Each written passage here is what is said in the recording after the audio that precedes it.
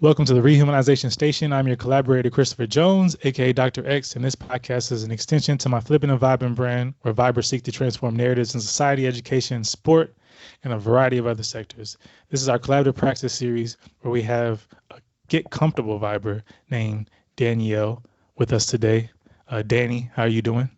I'm good, thank you. I'm sorry, do you go by Dani? Because I saw that's what, is Yeah, Dani okay? yeah, a lot of people call me Dani, yeah. Okay, we'll go with Dani. Okay. Thank you for being here today. So Dani was born in the mid 80s in County Durham, where she have lived her whole life. Half of her family came from a small pit town, and the other half came from Jamaica as part of the Windrush generation. Dani was raised in a working class single parent family. Her family was white, and so was the community around her. Dani's mom has always provided a crucial counter narrative to what she was able to achieve as a Black girl. Again, so it's going to be a very powerful episode in terms of different types of identities and being um, from both sides, right? And trying to understand how Dani navigated that, right, as a Black woman.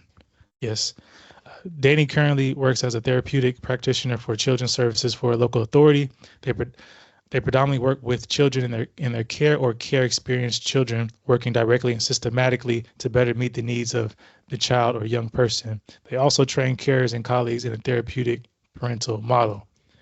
Her and Lisa Austin, one of her friends and colleagues, represents DBC regionally as anti-racist champions.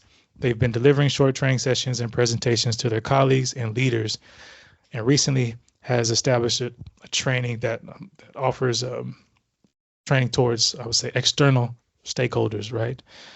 And I had a view of the training. It's amazing. I'll say this again. It is amazing. A lot of the work in the training made me kind of think about my PhD and some of the concepts that y'all highlighted and new concepts that I never heard of. So it was amazing to see that.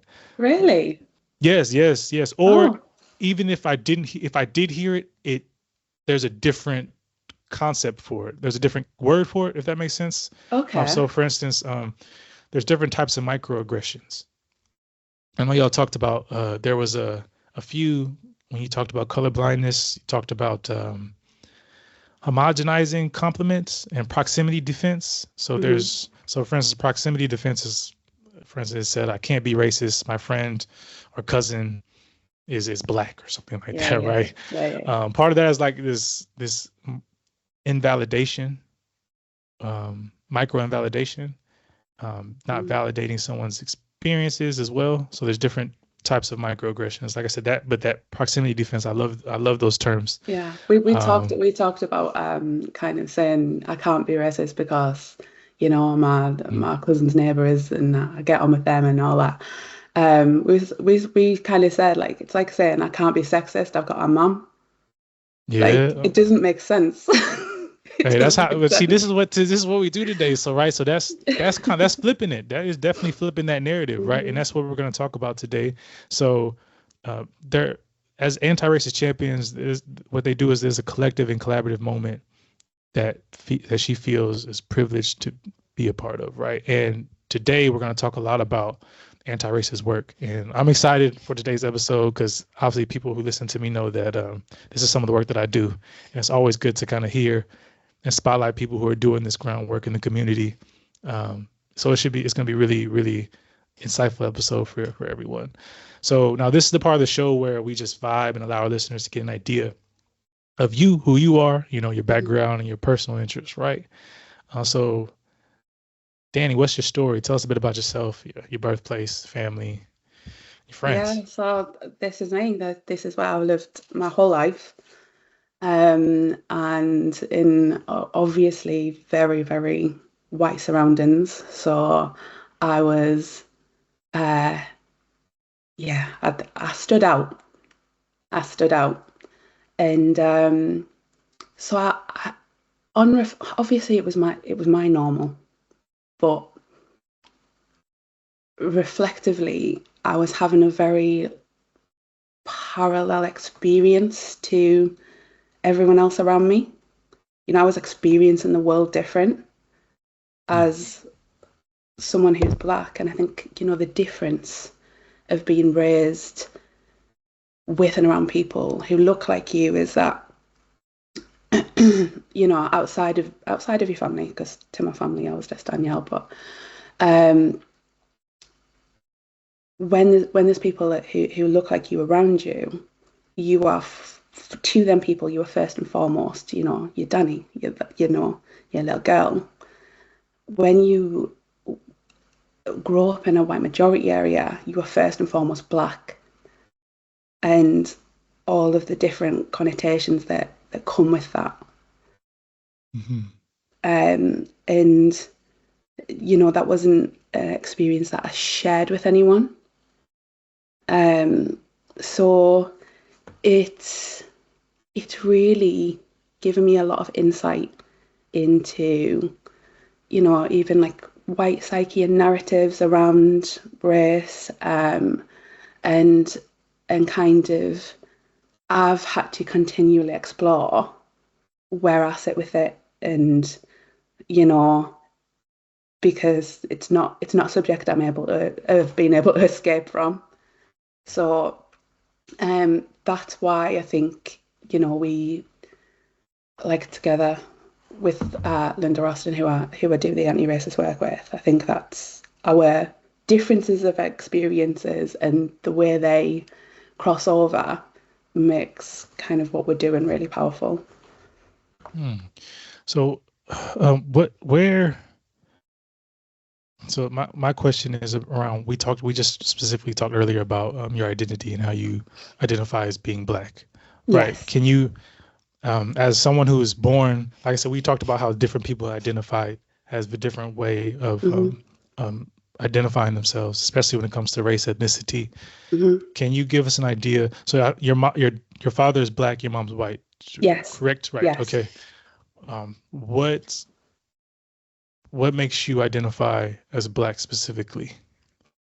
That the way I look, and my experience has not been white. Mm-hmm. People don't see me and see white. So it best defines my experience. But also, I think when I was younger, to define myself as um, half or mixed or dual or those other things, it felt like I was doing it out of it. To make a point of it was to kind of, it was about safety. It was about kind of that proximity to whiteness, which was like more acceptable. But now I feel like comfortable and strong and proud of being black. So it just feels like closest to my experiences of the world. And it just feels like the most comfortable term for me. Right. Thank you for sharing that. And when I came here, right, that's why we were talking about maybe I'm African American. So if you were that's why geographical location is kind of I would say, influence how we identify ourselves. Because if you were in America, just by looking at you, we don't like to generalize, but I'm going to assume that majority of African Americans would view you as black, Yes. right? Yeah. When I came here, just like me, but when I came here, certain people thought I was mixed, Yes. right?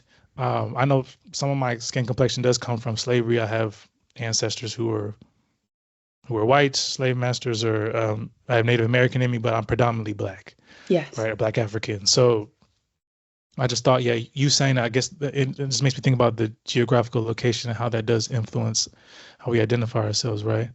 Mm-hmm. And how, in terms of your identity and how you've navigated the world, or specifically here in the Northeast, right? Were there people around you that were supportive in terms of what you were going through? Was there any other, I'll say, students from a similar background to you when you were growing up, or do you feel like it mainly just you? Yeah, it was very like I was always the only black person in the room kind of thing. Okay. Um, and so yeah, I mean my family, particularly like my mom and my grandma, were very protective and defensive over me. And my mom in particular, like obviously through we're talking about systemic racism, right? So through all these institutes, whether it's kind of the stuff you're taking in through media or education or anything like that, you're getting all these narratives all the time, which are um, unflattering to Mm. black people, anyone who's not of a certain demographic. Um, and she, when I said she provided an important counter narrative, she was always just like told told me to expect more and not and to stand up for myself and to Mm. stand up for others, and that I can always remember. I was speaking to Linda about it not long ago, where she just earned minimum wage. She was a hairdresser, and she was doing my hair. She was like plaiting my hair, and she was like, "Oh, what do you want to be when you're old?" Must have been about 5, and I said, "Oh, like I want to be like you," and she was like, "No." She's like, "Absolutely not. You're too bright." And she talked to me about university, and it just kind of planted a seed of, oh, maybe I could, even though I don't see that anywhere. Through school, I didn't even know that black people could write a good book, let alone anything else. Um, but it kind of really, it clearly planted a seed to make That's me think, mm, that's amazing. So your mother planted a seed for you. That makes me like to ask the question, how do you know how your mother navigated that experience? Was she treated a certain way? Um, yes, mhm. yeah, yeah, yeah. It, I know it was challenging for her, very Okay. challenging. Okay. Okay. Well, thank you A for lot of a sharing. lot of a lot of hostility. Oh, okay. From the So wider local community or yeah, okay. yeah. Okay. What My mum and my grandma actually told me a funny story the other day. So I was in my pushchair, and it was in a garden centre, and a lot of people were staring at me and looking at me, and they were used to this. So my grandma started having a go at them and saying, "What are you looking at?" And they were like, mm. "Oh, she's just wiped all the plants off the shelf there." Like so Oh. it was actually nothing to do with Okay. it. Okay. So, All right.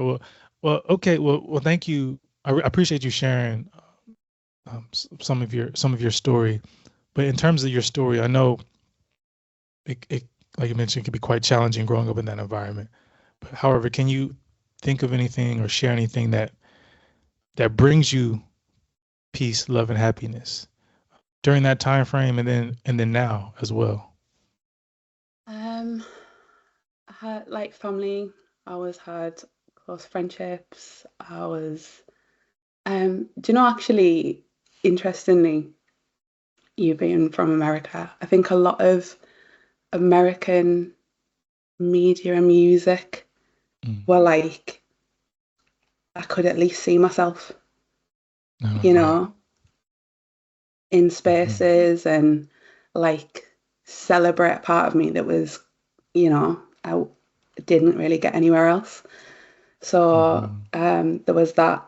Um, and I can always just remember, like even just like black people on TV would tend to be American, or the music like Prince and Destiny's Child and Salt and Pepper and Whitney and Tupac and Buster and like all Hmm. that growing up, like it was just like, oh, that was really validating, I think. Um, and yeah, same now. Like I'm very like family orientated. particularly around my husband and kids, that's just where I want to be when I finish work. I have to have alone time sometimes. Doing therapy and even that anti-racist work can be like, oh, I need to just recharge. I love learning. I love reading. I love music. I love theatre. I love art. Okay. What do you like to read? Ah, there's just so much stuff.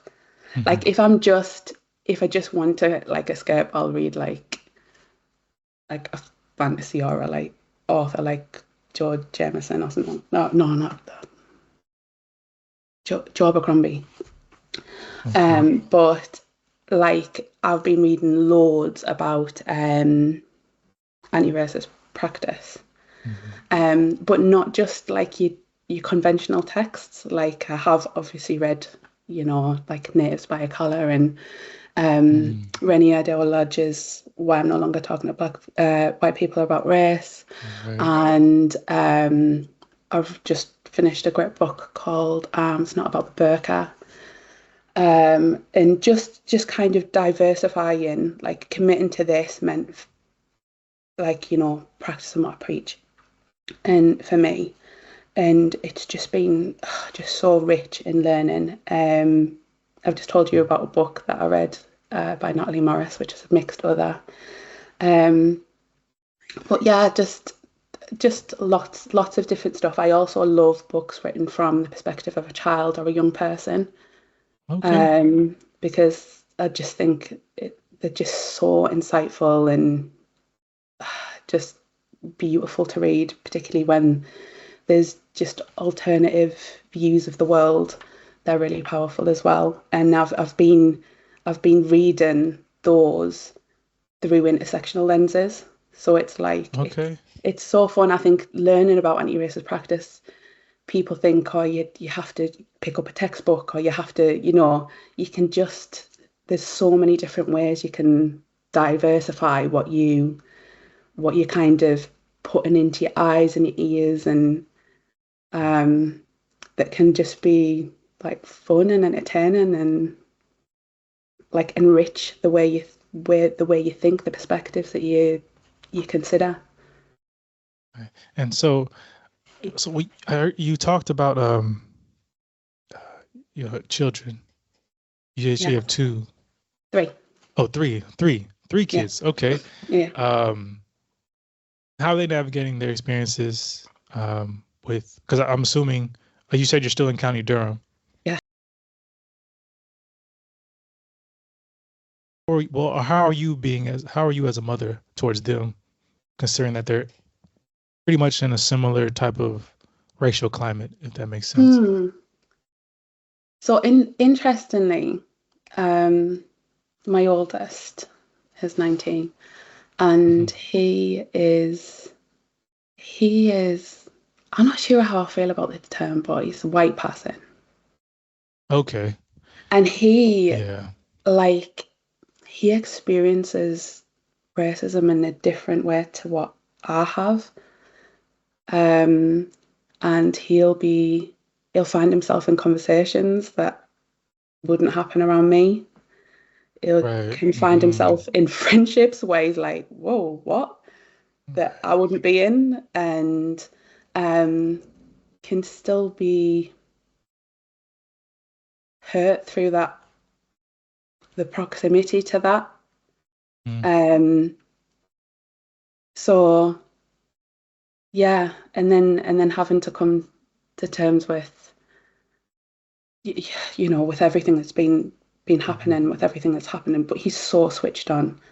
They're all really switched on. We always have really open discussions about things. We share experiences. We talk about things. So um,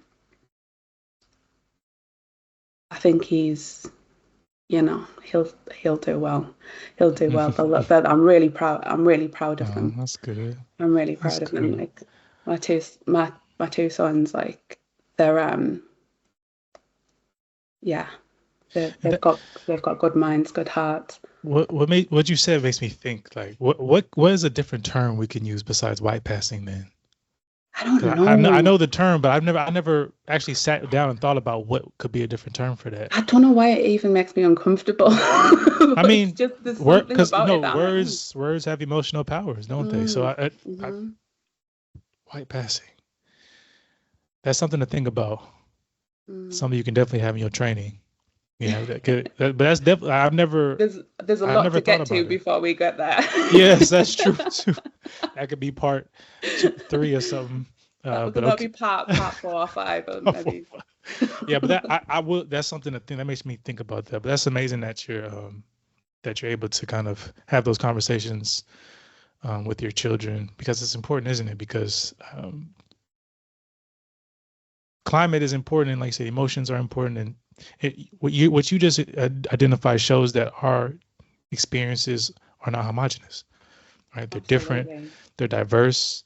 Um, we all have to walk in different ways. Even if you're in a completely different school, it could be a similar type of makeup, but there could be different types of people. There could be different teachers that could be a bit more progressive, or some could be more conservative. So it's important to understand that everyone has their own unique experience.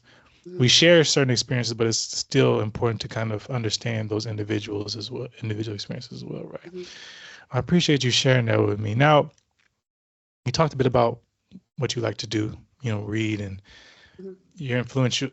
You would say your mother's probably the most influential person in your life, you would say? Or is there Yeah. anybody else that's been influential to you in your life? Um, I mean, lately I've met Mm. loads of influential people through um our collaborative practice. I mean, first and foremost is Linda Austin, who I do this, like the whole anti-racist practice with. She's incredible. She's really inspiring and supportive. And sometimes, I'm a person that can cross over them invisible lines and push. And she's so supportive. She's so supportive of that. And she's a source of safety at work as well. Oh, that's important. And the broader community of tapping into this whole movement, this anti-racist movement that's happening regionally. I've met so many inspiring characters, so many great partnerships. And I was speaking before about, having Professor Jason Adair as a keynote speaker, but every like literally, there's so many just wonderful, inspiring, incredible people. We have a close partnership with Ray, who did our anti-racist Yeah, champion. Ray is Yeah, amazing. Ray Di. Our anti-racist Um, Bible. he came along with our training because, which was funny because he was we were he trained us. He trained us with Right. all Tony Abbott, and so it was a bit like having your lecturer there. But yeah, just that support and mentors, like it's just been incredible. So it's vastly expanded recently, which is Yeah. great. Right. Ray's been sending me some stuff. I'm trying to be involved. I want to be involved more. I know there's this Northeast Anti-Racist Coalition. Oh, I need Christopher, to. what Okay. an incredible space that Okay. is! Like, what an incredible movement. Okay. So I'm definitely gonna get into that. But everything you said is important, isn't it? Because there's this train the trainer. Hmm. Even for me, like I said, when I go through these slides, and this is part of this whole rehumanization process, because me having the doctor title does not make me. I don't like sometimes expert. I get it, but we're constantly learning, aren't we? Like there's, Mm, you know yeah, what I yeah. mean? There's so many different things we can learn from different types of people. Like academia is can be somewhat different than community work. Hmm. Does that make sense? And the Hmm. work that you do. So it's important to kind of draw on everybody's work in order to come together, right? I think that's really important, how you just highlighted that. Um, okay. And now, what about some of the most challenging moments for you? I know we talked about this before, but some of the most challenging moments for you Hmm.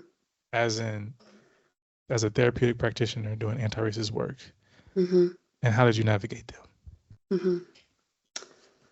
Well, there's the ongoing, you know, systemic racism, which you always come up against, and different, like in terms of intersectionality, different things where you're always having to challenge, like on behalf of yourself, your colleagues, and importantly, like the communities that we serve, the children, the families that we serve, um, and but that's part of it, and I think I'm fortified from that.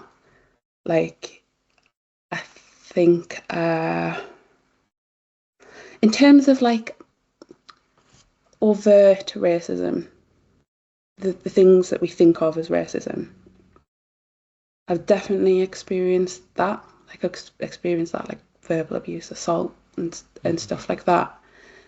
But the systemic stuff, I find more challenging in a way, like because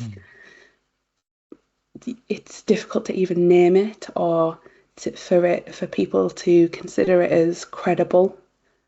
Particularly coming from a black mouth, it's like you know, it's undermined, or it's, you know, refuted, and stuff like that. And I think that's a real sticking point sometimes, because there is such a defensiveness or a discomfort and even discussing it, that it can be a really tough barrier to overcome.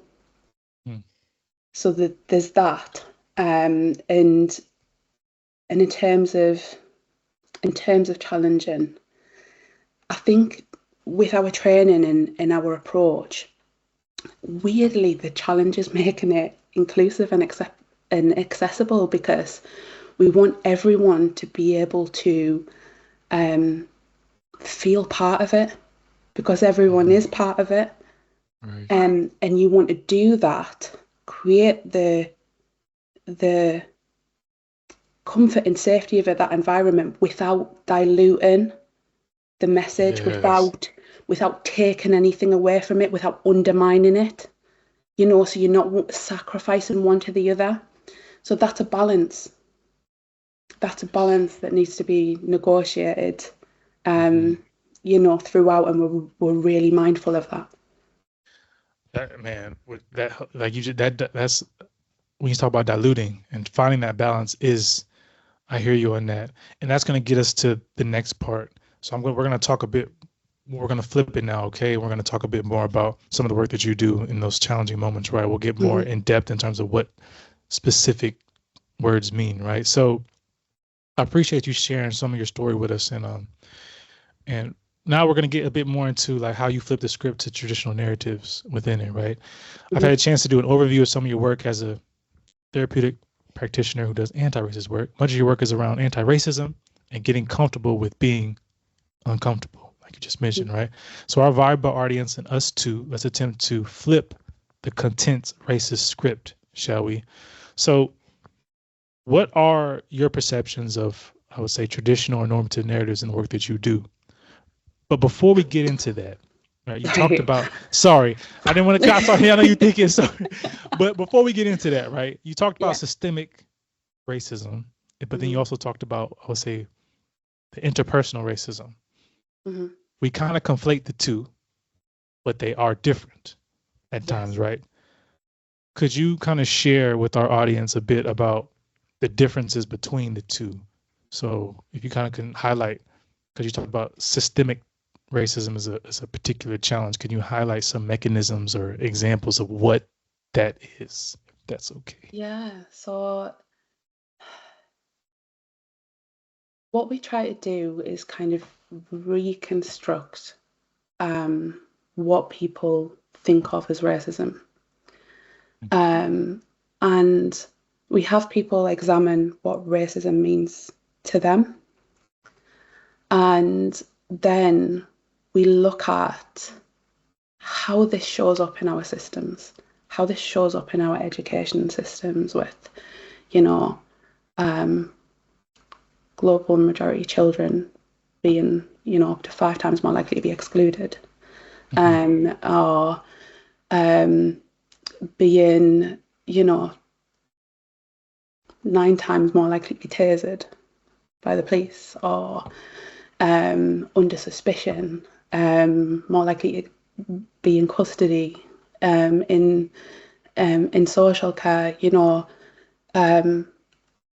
adults in mental health more likely to be detained under the Mental Health Act, and children, up to 40% more likely to be taken into care. This shows up massively. People literally more likely to die in the healthcare system just because they're not white. This isn't, the lads on the street rioting. This isn't them. It's us. It's us. It's all of us that will be in that room professionally. We play a part in that. So it's kind of getting us, each and every one of us, to take accountability for that and to really look at and examine that within ourselves and support each other collectively.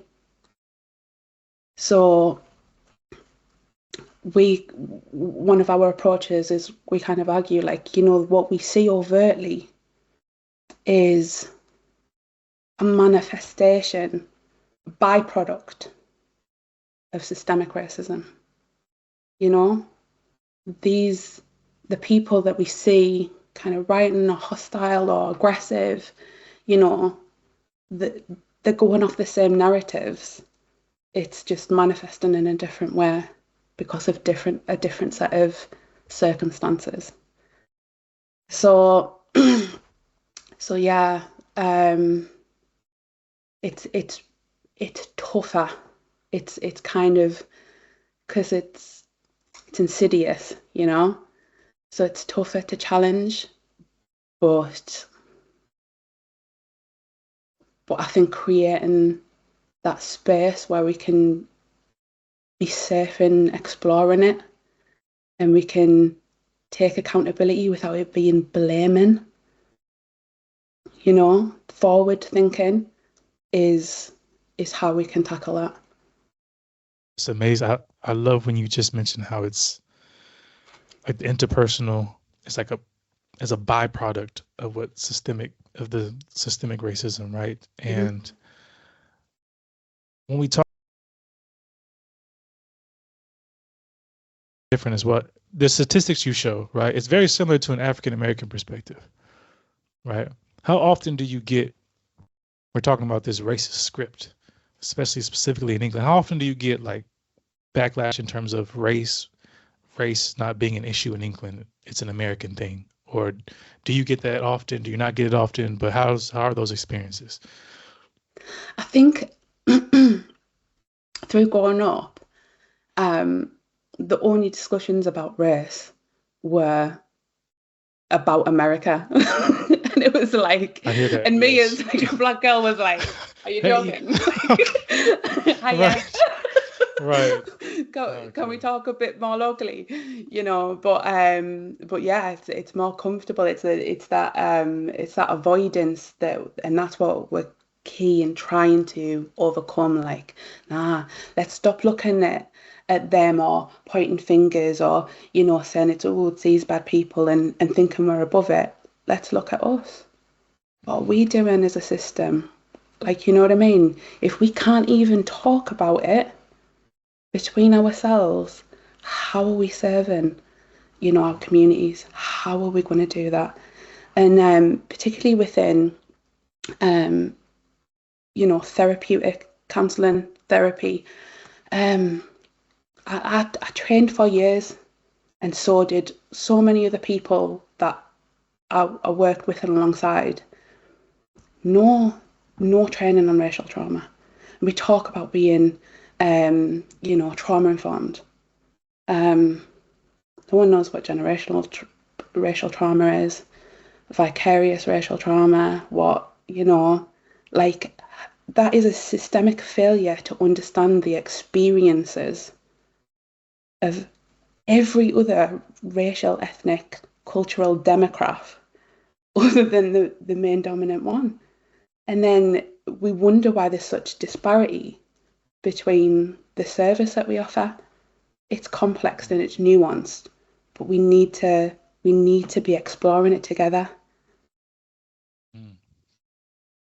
Whew, thank you for, yes, you've articulated that amazingly, by the way, as well. I'll just say this, and it's very, I don't know, it makes me feel, the word would be like,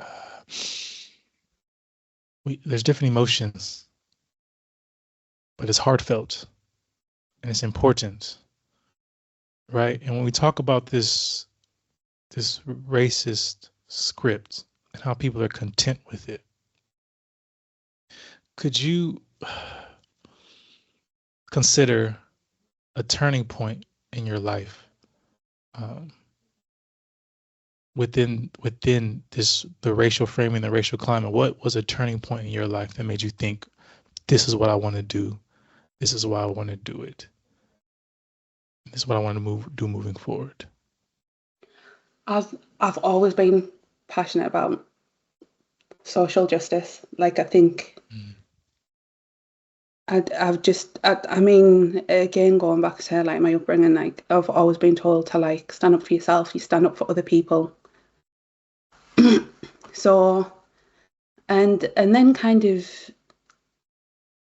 seeing it and experiencing it and witnessing other people not being able to understand that. I don't think it, you know, it's not out of malice. It's a genuine, I don't get that. I don't see that. Mhm. Um, so I think that I've always kind of seemed or outspoken or but I'm just passionate and I'll just kind of call things out, but I don't think that needs to be in I actually think it's counterproductive to do it in a kind of aggressive blaming way. It's always to educate, to promote understanding, to like, you know, raise awareness of it. That's come with age. I think I was much more. Okay, but I mean I mean the whole outspoken thing, it's just, it shows that you're being brave Mm, and you're being compassionate and loving at the same time. You're being all three of those together, right? And I think that's really important. That's really powerful that you mentioned that, because at times when we do this work, right, there's certain people who we have to. There's certain times we may feel that some people should have the same type of justice values as we do. mm-hmm, You know, sometimes I've been in trainings where some people do, the trainers do respond in certain ways where they feel like it's um, like, why? Or if you're at certain movements, people are like, well, why do they feel this way? Why do you, you know, it's, and a lot of this is like a lot of the work that I do, and it sounds like what you're doing is it's us to get an idea of our own story, why we have these prejudices, why do we follow this content racist script, right? mm-hmm. And now that you've kind of shared a bit about who you are, why you do the work do you do, what exactly do you do? So we talked about some of these traditional narratives. How is your work specifically flipping the script to those narratives, would you say? I think, you know, within our organisation and particularly within the wider regional movement, um, we're really about wanting to tear the script up and rewrite it with all those missing voices included within it. Oh, I love that. Keep going, man. Yeah, so it's like actually those it's rebuilding, it's deconstructing and rebuilding, which is how we came up with Breach. Yeah. Yes, we could talk about Reach right now if you want to. That was so cold. Hold on. Yeah, we could talk about that if you want to. So now. That's where it was through these conversations where we were kind of, Linda and I, through lots of research and conversations that we were having, where we kind of whittled what anti-racist practice was in terms of the attributes and approach that's necessary to make this. And we were thinking, we whittled it down to these 6 kind of main characteristics that really felt like a robust approach. And I just took the first letters, and I'm not good at words for some reason. I read a lot, but I'm not good at words. I'm rubbish at Scrabble. But I sent them to my husband. I was like, "Can you make a word out of this?" And he sent straight back breach, and I was like, oh, "Isn't that perfect?" So I was like, because breach is, to break through, to overcome, to penetrate something that's difficult to penetrate. But and I just thought, yeah, anti-racism is an active disruption. It's a challenge. It's a challenge to a system and acknowledgement of the prejudice and discrimination in it. And so I was like, that is perfect. So you're gonna have to put me right if I get these wrong, because I haven't got them in front of me. But B is bravery, and because it can take courage to be the only one in the room kind of speaking about this thing, offering this narrative. And it takes courage, because sometimes you have to challenge leaders, sometimes you have to challenge your colleagues, your people that you care about, your family. R is to take responsibility, but also respect, mutual respect for everyone. E is empathy, and I think that's just huge. It's something that we really want to elevate, and that's why, not to jump ahead, but in terms of your rehumanisation approach, that's kind of why it is, of like actually seeing us all as equal as humans. A is for accountability, really kind of looking at where we're at, the part we play in it, and how we are going to overcome it. C is for commitment. This is not something that you can just tap in and out of. It's a general, consistent approach.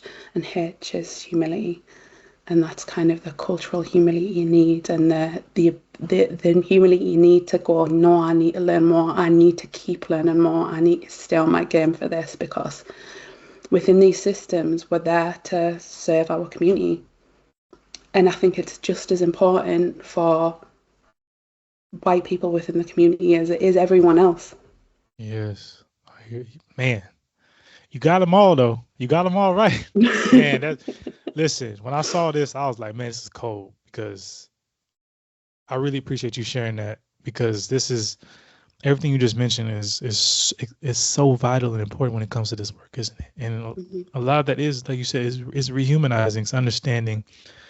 I think, which one of those do you think has been the most difficult in terms of your experiences with other people? So you have bravery, responsibility, empathy, accountability, commitment, and humility. Most difficult for me, or more difficult for the people that I'm for others that you're either training or talking to about? Oh, that's tough. I think it's different for different people.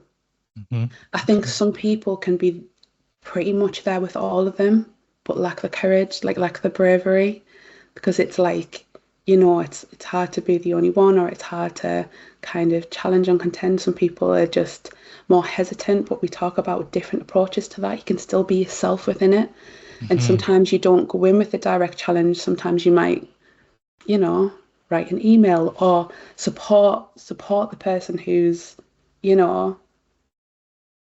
being targeted, or whatever, it doesn't have to be the same approach. You can be you within it. Whereas some people, the very first stumbling block can be the accountability, because people want to disalign themselves from it. So I think everyone's at a different stage, so it's very individual where they're at. But hopefully we can get them thinking about all of those things. Yeah, that's why I love this concept, this term, because it's like they intersect, don't they? Mm-hmm. Yes. Thank you for sharing that. For me, man, what would I say? I feel similar to you. Yes, it's everyone has their own experiences with certain things, but I think from a systemic perspective, Mm-hmm. that accountability, boy, I've been. Oh, it's so hard. It's so difficult to hold people accountable, isn't it? But But then that feeds into the humility and the it empathy does. and the It does. But in terms of like, so if I'm in a certain if you're in a certain position where you're the one signing off on policies, like let's say for instance Trump, who's holding him accountable? Mm. It's those like when it comes to like a power and authority, right?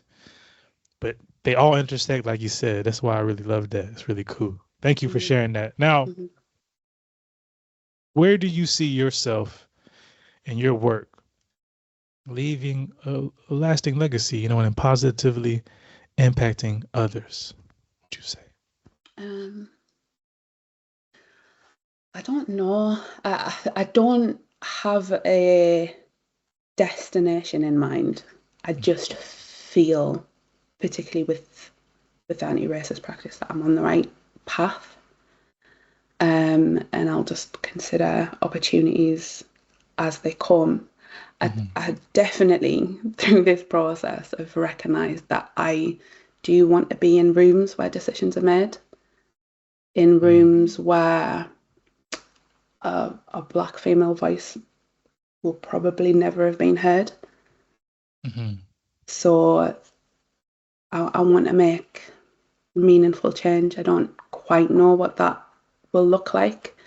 I'm just I'm present with it, and like I'm doing what I can, and being part of something larger. Like that's exciting. So I'm Yeah. open to things. There's no eventual thing that I'm like aiming for. I'm just like, this just feels right. Right. So yeah.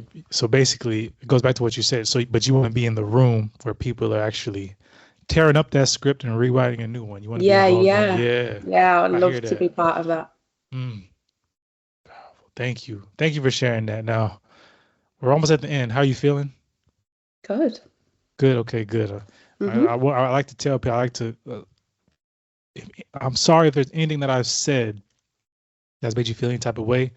I said part of this discussion, how we do this, is about trying to understand each other and how our Bible audience can understand you in the most authentic way possible. Mhm. So I do appreciate you sharing everything.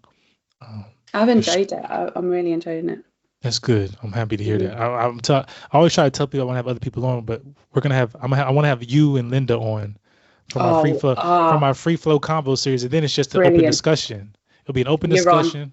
We can do that. You're on. Yeah. We can try to do that one in person as well. But if not, we can online still easy as well. So Yeah. we can do that. But I'm definitely gonna invite both y'all on one day. Yeah. All right, now we're at the concluding part of the show where you're gonna Mhm. offer us insight around rehumanization specifically. Okay. So if you could reflect on your journey thus far, Mhm. what do you know now that you wish you knew before? Um,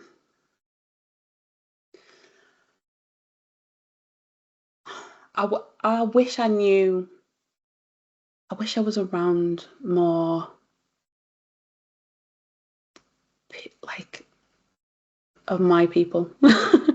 And by Okay. my people, I don't just mean black people. I mean people that think like me, but also people who are, culturally and ethnically and like diverse in everywhere. I think I get a lot out of that now. And also I think I would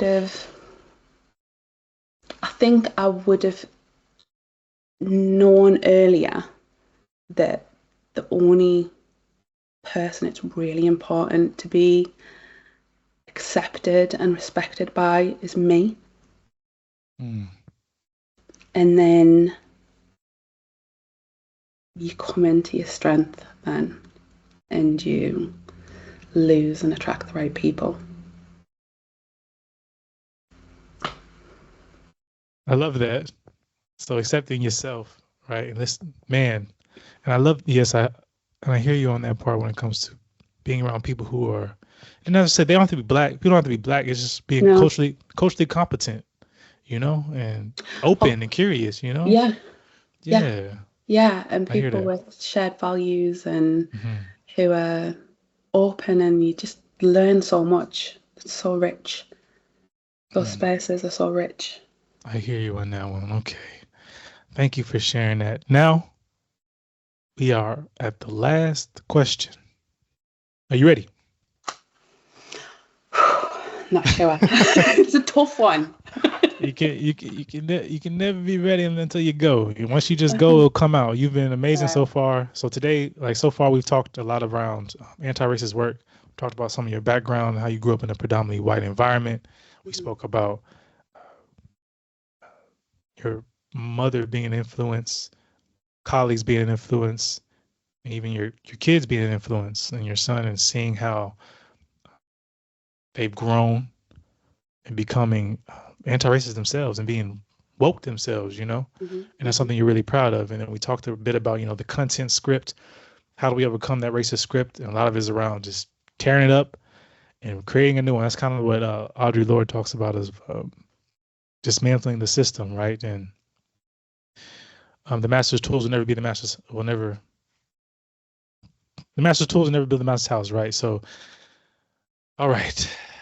And then you talked about Breach, which was, oh man, that's amazing. You need to push that more. That's all I'm going to say. You should push that more when y'all get a chance. I'll take your advice. Because it's really good to me. But I'm just saying. But with all that being said, what does rehumanization mean to you? I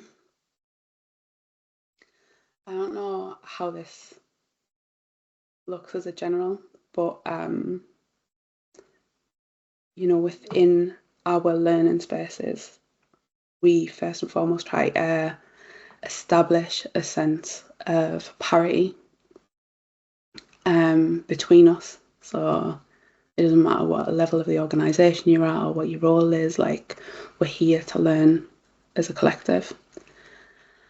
And I've never really got the deference thing. Like, there's people I highly respect. But that's because of what they've done rather than their status or title. And I think that when we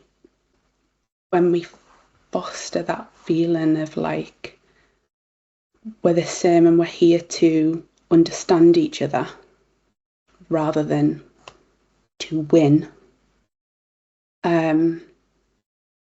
that's when we can have the real progressive discussions based on understanding. And I don't think that we can. I think there's different approaches, but for me, I don't think that we can promote and ask for more empathy without offering it. Mm-hmm. So it's it's that alignment of values with what we're saying and what we're doing.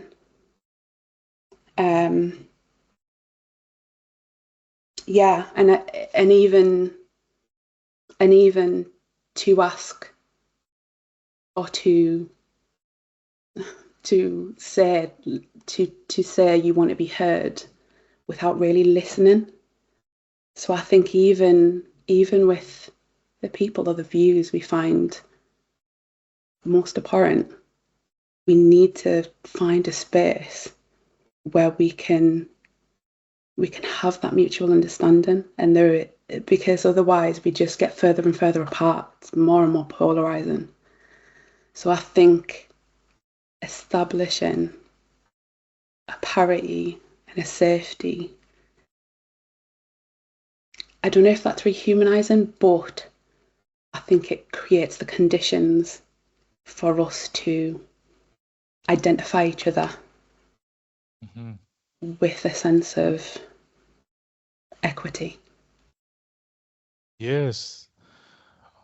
Thank you. Okay, so basically you're saying, trying to see if I can sum this over, trying to be in, there's a space we can all have a mutual understanding despite our different value system. It's about coming together, learning from each other, and moving forward in a way where we understand each other, but also that we understand that there is something that needs to be done in terms of humanizing, in terms of creating a just system. Right? Thank you for sharing your definition. Thank you for being here today. I really appreciate it. It's been an amazing episode. How are you feeling now that we're done? I feel really good. I feel really positive about it. So okay, that's amazing. But I do thank you for making it comfortable. well, I appreciate that. Okay, I don't know what to expect. Okay, yeah, but I mean, it's really, like you said, it's just about, it's like what we talked about before. Sometimes it's, I don't want to say easier, but when you're honest and try your best to make, to love, to approach these situations with love, it's a better, you feel better. It could be, it could be easier for the self to communicate. Maybe depends on how people respond to you, but at least you have a center, you know where you're coming from, right? And I think that's the main powerful thing, and it's helpful to get it off your chest too. So I do appreciate you coming, being vulnerable, being brave, and sharing your story with us. It's absolutely amazing, powerful discussion. But now, do you have any social media handles that people can follow you on? Anything? I know you're on LinkedIn. Yeah. LinkedIn. What's your last name is? How do you pronounce your last name? Farley. So Farley, Danielle Farley on LinkedIn. If you want to follow her. And I know something in terms of training. If you want to get to know Dani on training, get with her and Linda on the anti-racist training. It's amazing. I've gone through it. I'm telling you right now, get comfortable being uncomfortable, because this is where we're at right now. This is what we need to do. We should all feel this way, right? Even us too. I'm pretty sure you feel the same way. You want to be in a situation. I like to be in environments where I'm going to learn something. Absolutely. And if I hurt somebody based off of my own insecurities or my lack of knowledge, I want to be able to be approachable, right? And I'm assuming you do as well. Absolutely. So we learn on that training as well. Like, yes, exactly. We're there to learn as well. It's not about being kind of, competent. It's just about having the humility to go, no, this is a collective learning space. So with as many people as we can, partnership with, and it'll be just. I think one of our trainers, Ola, she said, we're more powerful together, and I'm like, that's it. We are, definitely, and we'll leave it at that. Thank you again for coming. It's gonna be a great episode, but we'll definitely stay in contact. Yes, one love. Thank you so much. Thank you. What an amazing episode. Dani, I really appreciate you coming. It was amazing. You're amazing. Thank you for being just brave, resilient, and telling us your story, just giving us an idea of what anti-racism is. I love the part where you mentioned about tearing up the script and writing a new one. That's just very important.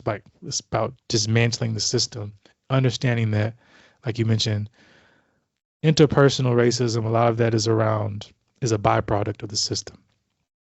And it's important to differentiate the two, not always conflate the two, right? The system impacts our individual experiences, right?